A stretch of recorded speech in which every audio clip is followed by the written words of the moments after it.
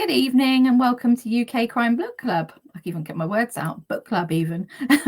And this evening I'm delighted to be joined by Jane Jesmond, who is Jane Jesmond even. I need to put my teeth in. And Jane is here to talk about her third book in her trilogy, which is called Gone to Earth, which I have a really great copy of here. So thank you, Jane, for joining us. It's really my pleasure to have you here this evening. Okay, it's lovely to be here. Thank you for inviting me. And would you like to start off by sort of introducing yourself and your series? Okay, well, as Karen said, I'm Jane Jesmond. I write crime and thriller, notably the trilogy, of which Gone to Earth is the third and the final part. It started back in 2021 with On the Edge, closely followed by Cut Adrift, and then now Gone to Earth, all of which feature Jen Shaw, tenacious, impatient, daredevil, and an expert climber. And in Gone to Earth sees Jen at a funeral in Glasgow, the funeral of her friend and sometime lover, Nick Crawford, an undercover policeman, and obviously determined to find out how and why he died. But her hunt for answers brings her to the attention of some very dangerous people. And before she knows it, someone else close to her has been killed.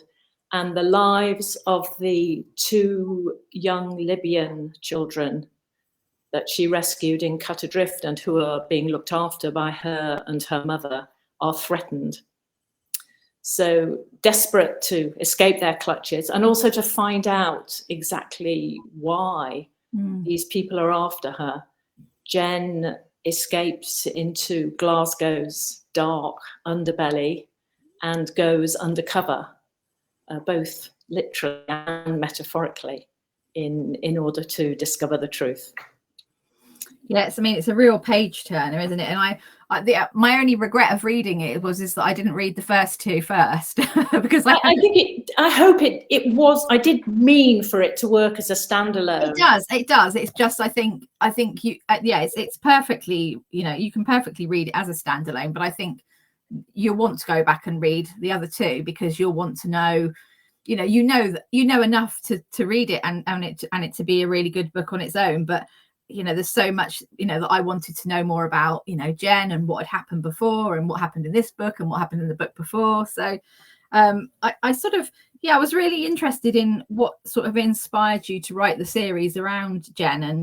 And did it always start off as a series or did it sort of progress as you? Very initially, when I started On the Edge, it didn't start off as a series. But when I got to the end, when I finally got to the end of that first book, I thought, no, that I definitely knew that there were. I knew it wasn't going to be like a 20-book series or anything like that, but I knew there were probably at least a couple more books. Yeah. In order to sort of complete Jen's, well, not completed exactly, but reach a point at the end of Jen's current arc. But sorry, is everything okay? You do flash it on and off. Oh yeah, no, you're fine. You are a little bit sort of pixelated, but I can still hear you, so we'll just keep going. Okay, all right, that's great. But On the Edge, actually, it started on a drive home from near where I live on a stormy night. And I live in France, in Brittany, and the area where I live, it's very dangerous for shipping. And so there are lots and lots of lighthouses. And I was driving home and I drove past one of the really magnificent ones, which is the lighthouse at the Point Saint-Mathieu. And, I just stopped for a minute to watch the light going round and round and round. And I just suddenly at that point had this idea of someone just hanging from the top, unconscious, with a storm battering them. And I thought, yeah, that sounds like a good opening for a book. It does. It does. Sounds like a very good opening. Yeah. There's something about lighthouses, isn't there? There's something, I don't know, like really atmospheric about them. And there's just something wonderful about them. Yeah. They're so still in the middle of the storm, and that light just goes round and round. Yeah. They're just wonderful, wonderful things. Anyway, I sort of got home, and by the time I got home, Jen Shaw had pretty much arrived in my head. I mean, I think she'd been around for a bit. I've been quite interested in writing about someone who's very different to me in terms of enjoying danger and being able to climb. I'm absolutely terrified of heights. It's quite hard to work out which came first, but definitely that was the moment when I knew that was going to be the next book I wrote. Yeah, that's really interesting, isn't it? Sort of, because quite often people will sort of say, you know, write what you know, but to actually go in and write something that you absolutely do not know is really interesting. I'm really fascinated with that, because quite often people do play it safe, don't they? And, you know, they'll write about, you know, what they like doing, or what they, or even someone they know. But yeah, that's quite a thing to do that. Actually, it's quite interesting you should mention that, because it's something I feel quite strongly about. I mean, you know, every writer is different, but I much prefer to write about something that initially I don't know anything about. Firstly, because I really enjoy the research. I really do. There's nothing I love more than going down some rabbit hole when I try and find something out. One of my standalone books, A Quiet Contagion, that's, you know, I had to do a huge amount of research about polio and the polio vaccines for that. It was riveting. Anyway, I digress. But I also think that sometimes when you're writing about something you don't know much about, or you've just learned about, it's actually much easier for you to explain it in a way that readers who may not know very much about it will also understand, because you've had that experience of learning about it yourself. Or if it's something you know really well, sometimes it's quite hard to not get too bogged down in all the information you know. Yeah, no, I imagine it is, because I think, you know, I guess there is that whole thing about, I was going to come on to research, but actually while we're on it, we'll talk about it now, is that, you know, that sort of research and, you know, going down the rabbit holes of and particularly when you're doing a topic that you don't know about, you are really having to sort of start afresh, you know. So how long does that sort of process sort of take you when you're writing? You know, was it sort of when you had the idea of Jen, and then when I had the idea, okay, so it's sort of, there are two stages really to my research. The first is before I start writing, which is when I just try and read generally around the subject. So in the case of Jen, the character Jen specifically, I read a lot of books, sort of biographies and autobiographies of people who climbed, and watched a lot of general stuff. But I didn't at that point get too bogged down in the specifics. And the same, I mean, I think it's no secret that a large part of the three books is migrants and refugees. And again, I do a lot of general research initially, and then when I start to write, hopefully I've got some general ideas in my head of how I'm going to use it. And then I actually do the specific research as I write. So I'm finding out, you know, so I can't tell you how many videos I have watched on YouTube about how to climb, and, you know, how to use all the kit and all that sort of stuff. And it is actually often really annoying, because I write a passage and then, you know, all about climbing, and then when I go back to it a few weeks later, I think, oh no, it's too full of jargon.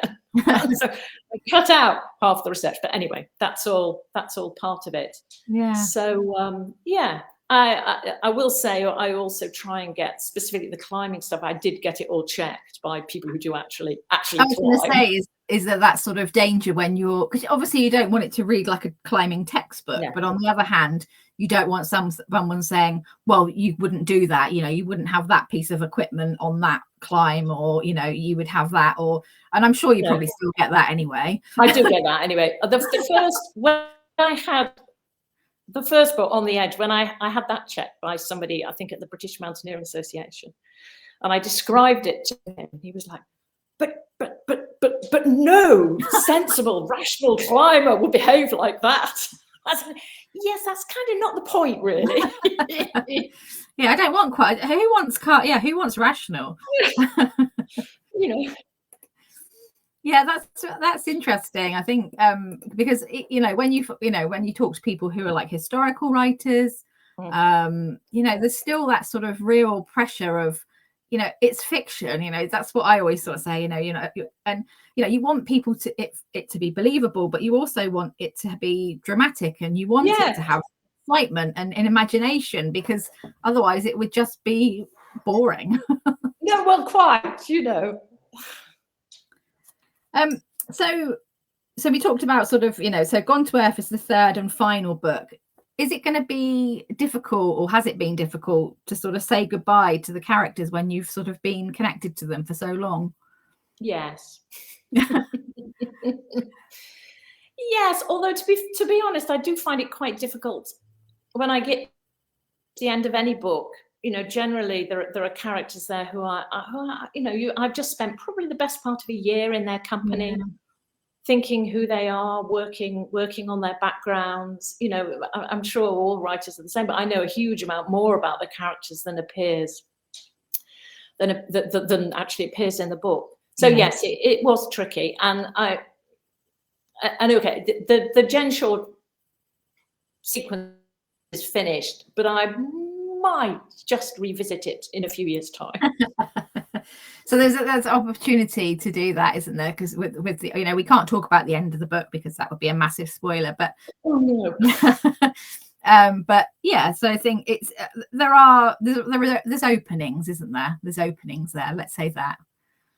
Yeah, there was quite often when I write a book, I do, believe it or not, start off with a plan. And then I'll get part of the way through, and then suddenly another character will arrive. And they're often the characters who end up staying with me most of all. And that happened in Gone to Earth. And I do think I would quite like to write a bit more about that particular character. But anyway, I'm sounding very cryptic, so I'll. Did you sort of, I'm quite interested in, like, when you write a trilogy, you know, when you started off, did you always know it was going to be the three? And so how do you sort of pace that when you're writing? Because obviously you don't want everything to be in book 1 and 3 and then 2, the difficult second book anyway, you know, that you're sort of, but I guess you've got your own, there's a story in itself, isn't it, in a book? So that is probably. Yeah, On the Edge, the first in the trilogy, you know, it was my debut novel. Yeah. And to be honest, although I knew I didn't have a plan as such for the trilogy, I just knew there was more. There was more that I wanted to explore, and I can't really tell you why, but I had a feeling that 3 books would be about right. And then really, when I wrote each one, I was more focused on the story of each book. Yeah, I think, than overarching. Okay, I was very conscious when I started Gone to Earth that this was going to be the final one, and so there were some things I really wanted to, some experiences I really wanted Jen to have, because I thought that would complete, really. I'm sounding completely incoherent. That would complete her movement from where she is at the beginning of On the Edge to where I wanted to leave her. Yeah. So I've not really answered your question. I think I didn't have a huge plan. I do tend to make do an awful lot of making things up as I go along. Yeah, well, I think everybody does that, doesn't it? And I think it's just interesting when because quite often people will start a series and they'll start off and think it's going to be like one of 3, and then they end up writing 14. But you always sort of knew that like you said, that 3 was going to be the sort of case. I always knew 3 was going to be. I think if you're going to write an awful lot more, that they need to be more sort of possibly police procedural, because you need to have a structure. Yeah. You need to have a structure where it's conceivable for your main character to endlessly be faced with a problem to solve of a criminal nature. Whereas I really, I think I would have struggled to continually make Jen thrown and suddenly into the middle of some horrendous criminal scenario.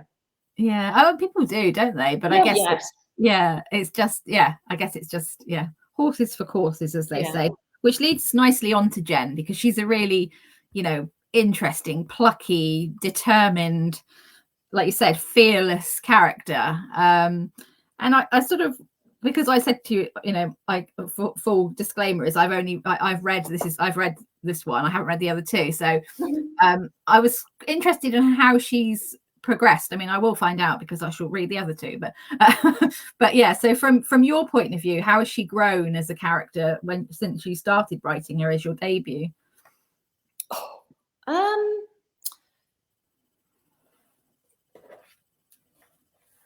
think she's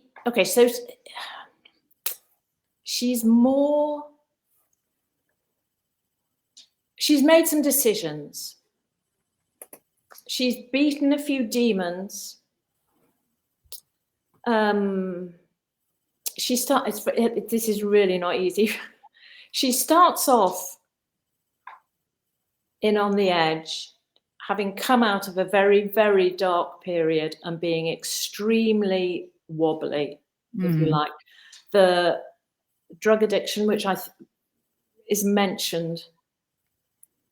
is mentioned in Gone to Earth, is very recent, and her daredevil qualities, her love of danger, the adrenaline junkie bit of her is definitely something that she needs to get under control. And essentially, over the course of the 3 books, I mean, I don't think anybody is ever cured of any kind of addiction, whether it's to adrenaline or drugs or whatever, completely. But she's grown enough to probably not to be able to. She knows enough about herself to know that. And she's made. This is quite hard because I don't want to give away the end. No, I know it's really. But she's made a decision in a very quiet sort of way that is almost turning her back on the urge for excitement that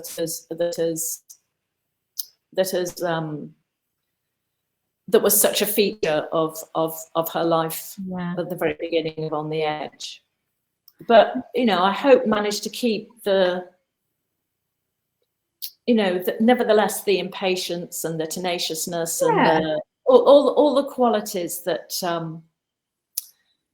well, I thought she was very feisty, and I was in book 3, so I still thought she was, she's tenacious, and she's, I mean, the book starts off. I mean, we can sort of say, it starts off with a really sort of, horrible occurrence, and then she finds out, this is sort of the prologue, isn't there? And then she finds out that, like you said, Nick died, and then she sort of, she's in Cornwall, and then she ends up having to go up to Glasgow. And I was really interested in the settings because I'm in Devon, so I'm down here. And so it was. I was interested in the sort of, when you sort of start writing and the planning, is the setting very important? Is it places that you've been to before? Yeah, it is. Yeah, it is. I can't always explain why I choose a certain setting. On the Edge is set in Cornwall, a very out of season Cornwall, November Cornwall, when all the tourists have gone home, and it's and it's very grey and wet and stormy. And first of all, I normally have some kind of connection to the settings I choose. My come from Cornwall, and so I really wanted to write about it. Yeah. But I chose Cornwall, and then what I think happens then is that the choice of setting actually plays a big part in the development of the story, and to a certain extent the atmosphere of the story. I think if I'd set, for example, if I'd gone to Earth in rural Kent, it wouldn't have worked. It would not have worked as a book. So with Gone to Earth, I did know I wanted to set it in a big city. Yeah. And I know Glasgow. My husband's Glaswegian. My son lives in Glasgow, so it was a city I knew a bit about already. And it's a city that was built on mercantilism and trade. It's a port city. It's got that sort of history, which is, if you read Gone to Earth, very much one of the themes of the story. And plus, it just had all these wonderful underground bits that I made full use of. But I really love, thinking, okay, so this scene is going to, where am I going to set this scene, and choosing Hillhead Subway, for example, or the Botanic Gardens, or but setting it's another character in a book. Yeah. And it's important, isn't it, when you're writing a book that's, it covers dark, dark themes and has dark material, that, you don't want it to be like roses round the door. You want a gritty, like you said, sort of Cornwall in the winter is, can be a really bleak place. If you get a lovely day, it can be gorgeous. But if quite often it's foggy. They've got the mist, the trees all lean over to, especially North Cornwall, can be very, very bleak. Yes. And it is you want it to have that atmosphere, don't you? When you're reading, as the reader, you want to have the atmosphere of, I don't want to go and walk down that street on my own, or, if I go out, I'm going to be out in the fog, or I'm going to be in the mist, and it just adds to it, doesn't it? It does, definitely. Yeah. The setting, and also the weather, and in Glasgow is a big city. It's very easy to be lost and alone in a big city. Much easier in a way to disappear than in the middle of the countryside. And I wanted that sort of feeling as well. You're trying to be invisible and surrounded, but nevertheless surrounded by lots of people. Yeah. I always think of Scotland as quite damp and yes, and cold. Cold, yes. So again, it's just having those little things, isn't it, that just add to that to the setting, to the tension and the atmosphere and everything together. So it's sort of can you sort of tell me about your sort of, when you're planning, are you a real, are you a sort of a map on the wall, or are you a seat of your pantser? I started off as a complete seat of pants. I just sit down with an idea and start writing. But the trouble with that is you do end up having to write endless redrafts to try and hone down your story. So now I try and start off with some kind of plan, and I do spend quite a bit of time thinking about it, and then I just sort of start, and I let myself go wherever I want to. I just write a first draft. I'm just at that stage with the book I'm currently writing, and having to go back through it, and then my first drafts are always completely unreadable by anybody but myself. I've changed my mind halfway through, or I've introduced a character or changed someone completely, but I just plow on, get through to the end, and then I write a second draft, which I do try this is something I've learned, not to just start off on yet another journey of exploration and adventure and see where the writing takes me. try to make a controlled second draft where I am working to a plan. I'm not saying I don't sometimes shoot off at a shoot off down a rabbit hole, but anyway. And then I'll probably ask for some feedback, because it's really actually very hard when you've spent months in a story to be able to look at it from the outside. And my lovely sister reads all my things and tells me when they're completely incoherent and she can't follow a word of what's going on. And that, I've got a couple of other writer friends who give me wonderful feedback. And then I'll write a third draft and try and address all the problems they've got. And then normally it's sort of there at that point. Well, that's because I think the thought for me of, starting off with, however many, 80, 90,000 words, and that you're going to do that 3 times. And I know you're not starting from afresh with them, but I do actually enjoy that part of it. I get up I get up every morning pretty much and go upstairs in my pajamas and sit in front of my desk and just write or plan or do research until lunchtime, and I love it. I really don't think there could be many people who write there who don't actually enjoy the process.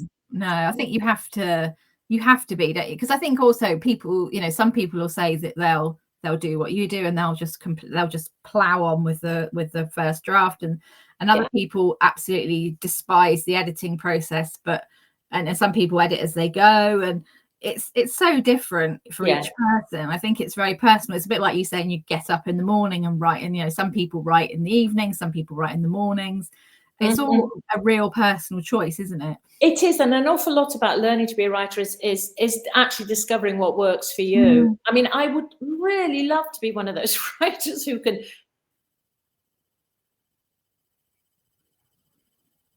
writing and write to the plan. But it doesn't work for me. I actually need the process of writing to work out what it is I'm trying to write about.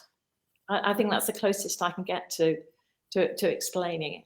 Yeah, no, it's really interesting. I think it is, and it's very personal, isn't it? It's very personal. You mentioned about what you're working on at the moment. Can you tell us anything about what you're working on, what you're writing at the moment? It's crime and thriller. It's probably slightly more crime than thriller at the moment. It's got a speculative edge to it. It's all about blood. Ooh. Starts off with a really, really bloody slaughtering. I mean, not kind of read it and cringe, but there's a lot of blood. Yeah. And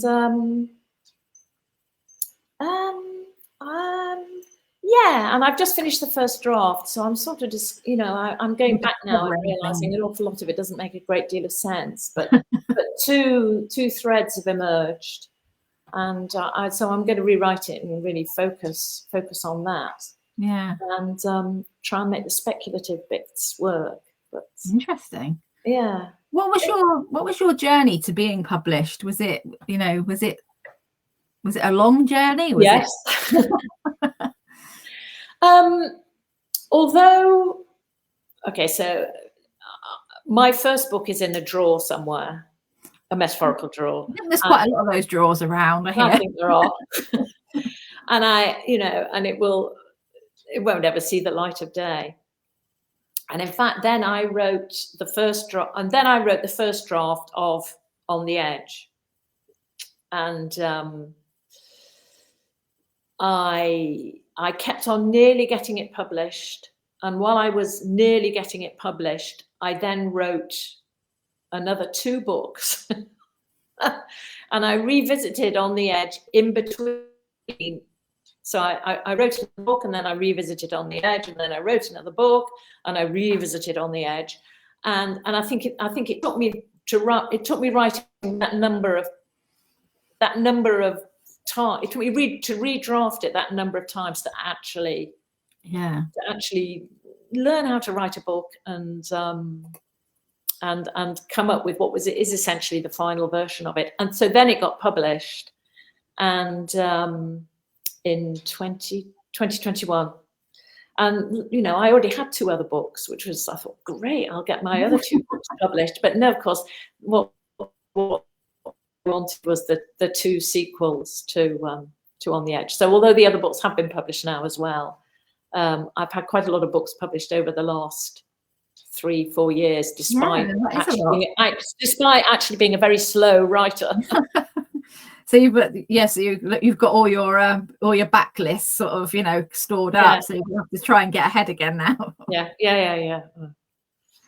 So is it your sort of full-time, you know, it's what you do full-time now? Pretty much, yeah. Yes, I don't work. I'm lucky enough to be retired. Yeah, that sounds like having a very relaxing retirement, although it's a nice retirement, isn't it? No, I mean, I love it. And no, it's great. And to be honest, I don't think I could write if I was working. I'm hugely respectful of writers who do have a full-time job or even a part-time job. Because I wanted to write for years, but while I was working, I just couldn't. I'm not someone who can write 20 minutes here, an hour there. I do need an uninterrupted stretch of time. So, you know, hats off to all the people who write without that. Amazing. Like people who like doing their lunch breaks for like 20 minutes or on the bus. You know, I just think it's fantastic. It's incredible. I thought, you know, it's a real feat. You know, and people who have jobs and children. What do you enjoy reading, Jane? What's your sort of I enjoy anything and everything, really. I've read voraciously since a child, and I still revisit, you know, my Agatha Christie's and my Georgette Heyers. Very fond of Dorothy Dunnett, who's not a writer. I don't know if she's so well known now. No, I don't think I have. Crime as well. You know, recently I'm trying to think what I've read that I've really enjoyed in the crime and thriller sort of genre. I've recently read Losing Control by Fiona Erskine, which I really enjoyed. I love the way she manages to combine science, if you like, technology, and outright crime and thriller. It's a great way to write a book. And I recently read, what else have I read recently that I've enjoyed? Again, this isn't crime, but that's fine. Human Animal by Seth Insua. I was lucky enough to get an advance copy of that. And I really enjoyed that. I love a book where the characters are you know, where you really feel as though you can connect with the characters, and you know, and they come off the page, they feel very real, and they're, you know, all of them are pretty well rounded, and you know, you can see it from all their different points of view. It's a cracking story as well. Do you find it easy to read when you're writing, or do you have to sort of separate the two? Because some people can do it and other people can't. I can read and write. Absolutely no problem. Except when I'm at the very nitty-gritty last stage of proofreading and the finer points of copy editing, because I find I pick up a book and I'm looking for misplaced commas and spelling mistakes rather than not enjoying that's the only time I can't read. Yeah. Otherwise, I read all the time. So going back to Gone to Earth, what was there any sort of bits that you sort of found a challenge to write? You know, was there anything, because it was the third and also the final, but was there anything that challenged you? I have to say, because this was Jen's third outing, and because I knew I had to put some, you know, by their nature, these books need some thrilling chases or escapes or climbing sequences. Yeah. And I actually wasn't looking forward to writing them at all. It's quite interesting, really, because I've just realised I haven't plugged my computer in, and I think it's going. Oh, go ahead. Just give me 2 seconds. No, that's fine. To find either that or I've just suddenly had a message saying it's going to run out of battery. Yeah, no, that's you don't want that. There you go, that's all right. No, so I approached all of that with some trepidation, but once I got into it and once I'd worked out what shape they were going to take, in actual fact, funnily enough, I really loved it. I think because I knew it was the last time that I'd be, helping people escape, or try and get out of some awful scrape.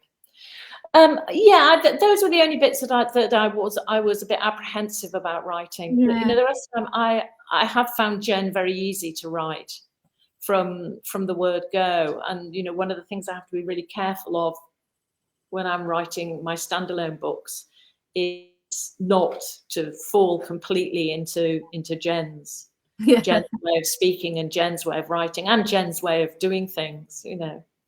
Just there are some characters like that. Jen and her mother too. Yes. I love her mother. Yeah. I think this thing, isn't it, with the characters as well, is that when you get to know them, I guess, with the planning of like is it difficult to try and remember where you've been with them, or do you have like a spreadsheet? I have endless spreadsheets. I did when I did Gone to Earth. I don't find it very easy to go back and reread things once they've been published. No. Partly because I don't know, they're sort of not mine anymore. But I did go back. I did reread Cut Adrift just to make sure because Gone to Earth, although I promise you it does work as a standalone. An awful lot of the action carries over. I didn't want anyone who had read to think, hey, that's not right, in Gone to Earth. But not so much with the characters. I do, just double check what colour I've said their eyes are and things like that.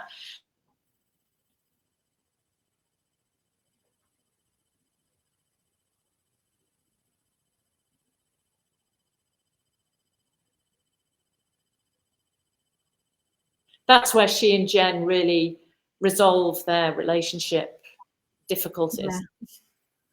Yeah. Did you? I was just sorry, you froze a bit there, so I'm just catching up. So we talked about sort of because obviously we've got it's difficult because you don't want to give spoilers for people who haven't read or maybe read the so I don't want to go in and give away too much, but it was I found the sort of the stories of of the children that they're looking after is and that was, I guess that was another way I wanted to go back. And what sort of what brought you to write about the migrants, and was it, obviously they're it's just everywhere, so it's difficult to not to write about horrific stories that they've gone through. I think it is so much of a problem, no matter how you look at it, both, and so horrendous. Okay,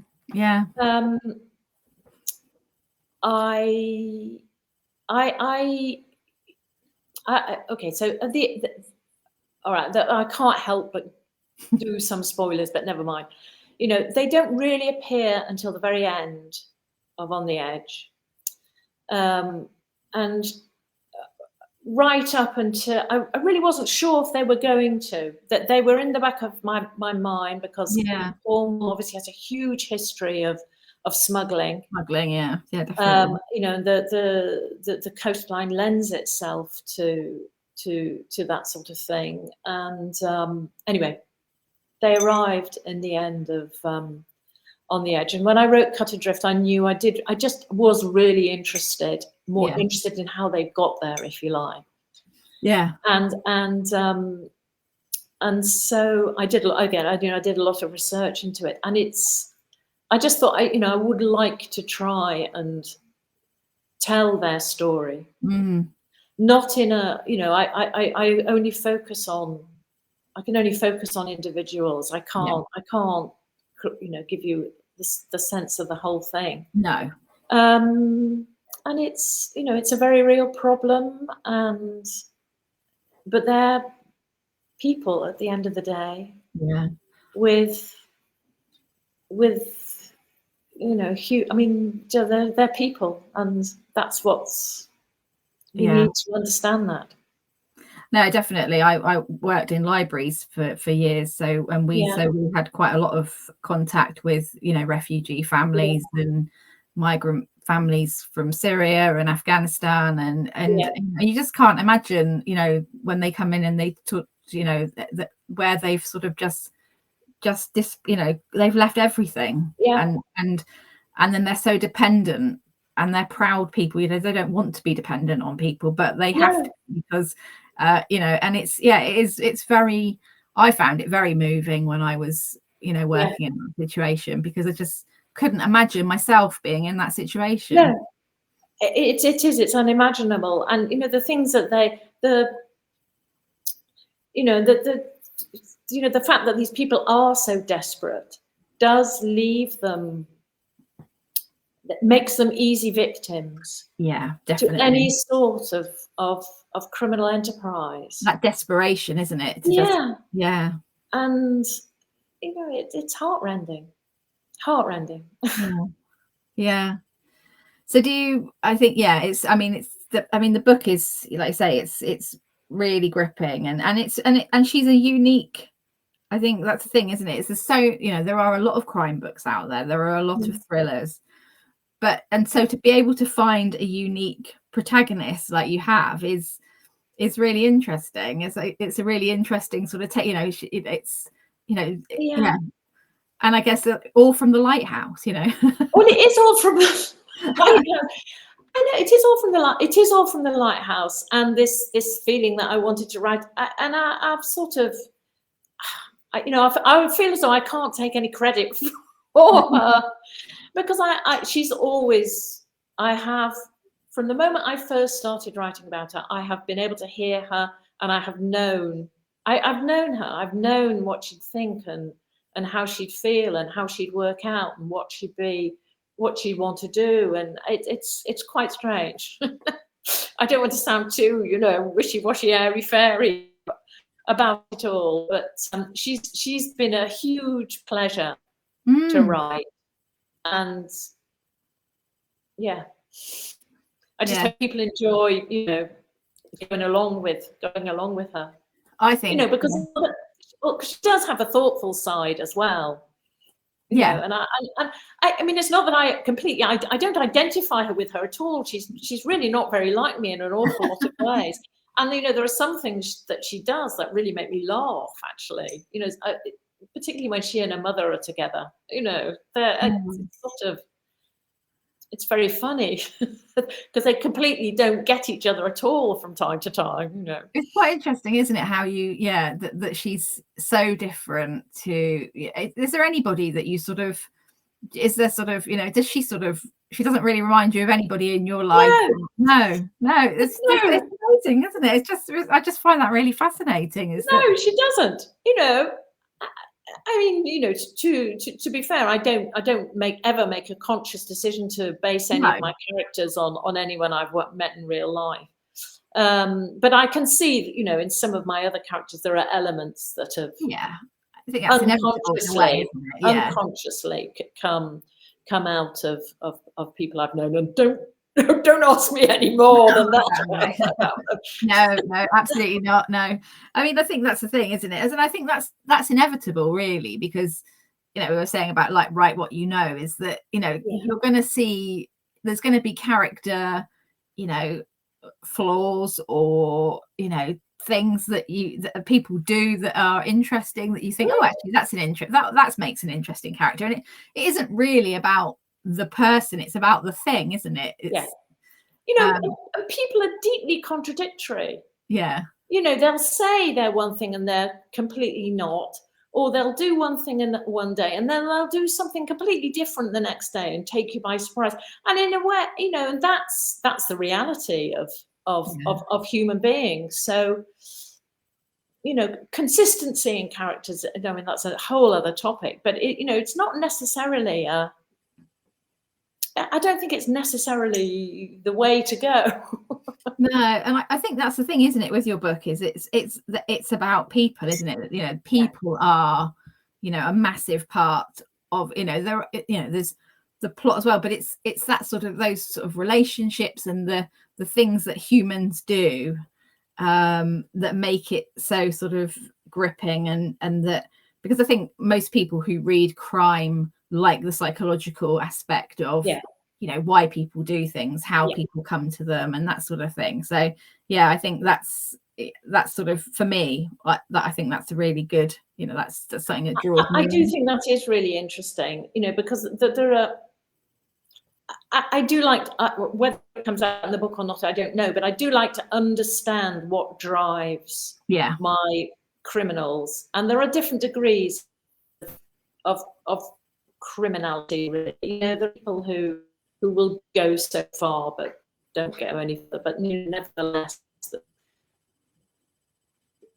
and I would find it very difficult to write a baddie who was just a baddie for the sake of being a baddie.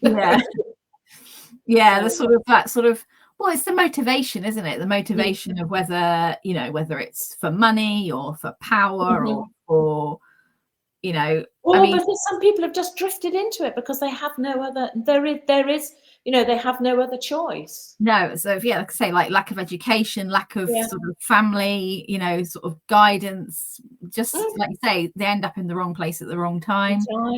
And you take the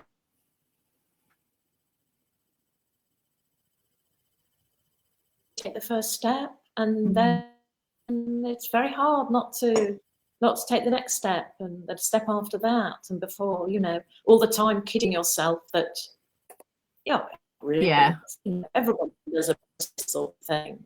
I'll stop it soon.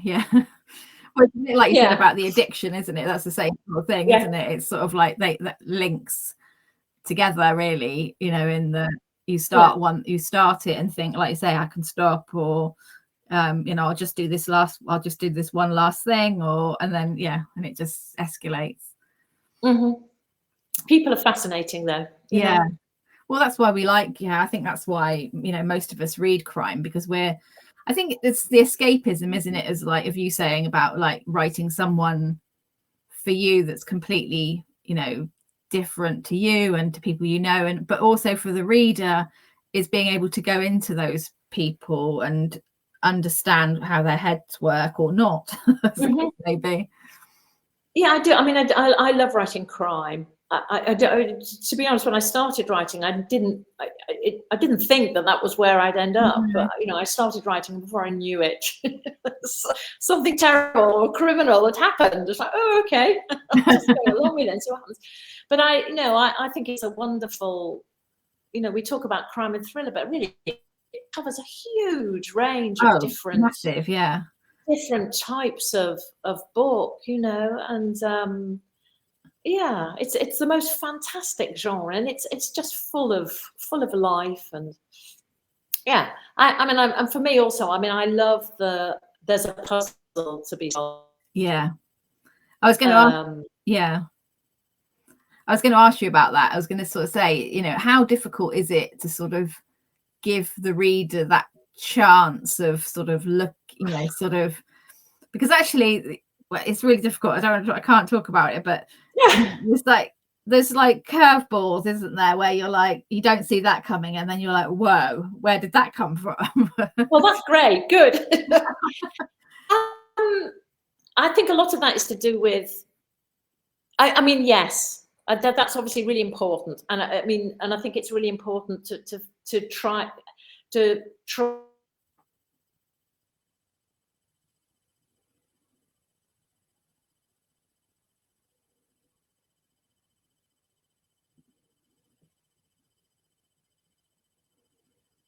in the rest of the book. But you've frozen, Karen, so I don't know if I'm talking. No, I can hear you, but you've gone blue. I've gone blue. Oh well, that's okay. I'll just keep talking. But oh yes, quite often, although the actual baddie or changes as I write. So no, not always, but sometimes I'll start off with a fairly clear idea of who is the evil putter, and then at some point I'll think, oh no, it'd be much more interesting if it was this person. And so what that sometimes gives you is different layers. You know, so you've written one way, and then you go back and rewrite it, and you keep the first thing, but more as a red herring. And yeah. It's I enjoy all that. Yeah. I enjoy all that, seeing, you know, just trying to put enough hints in, you know. Maybe yeah, you want to give everybody a chance, but actually you also want to surprise them as well. I do. So just before we go, who's inspired you with your writing? I find this such a difficult question to answer. Because I think I came to writing quite late. So I'd got a huge backlog, a huge history of reading books to draw on. I'm definitely, funnily enough, Daphne du Maurier. Yeah, I can see that actually. Yeah. There's something about both her sense of place and her. It's quite hard. Okay, these are people who've inspired me. I'm not necessarily comparing how I write, but something about her sense of place.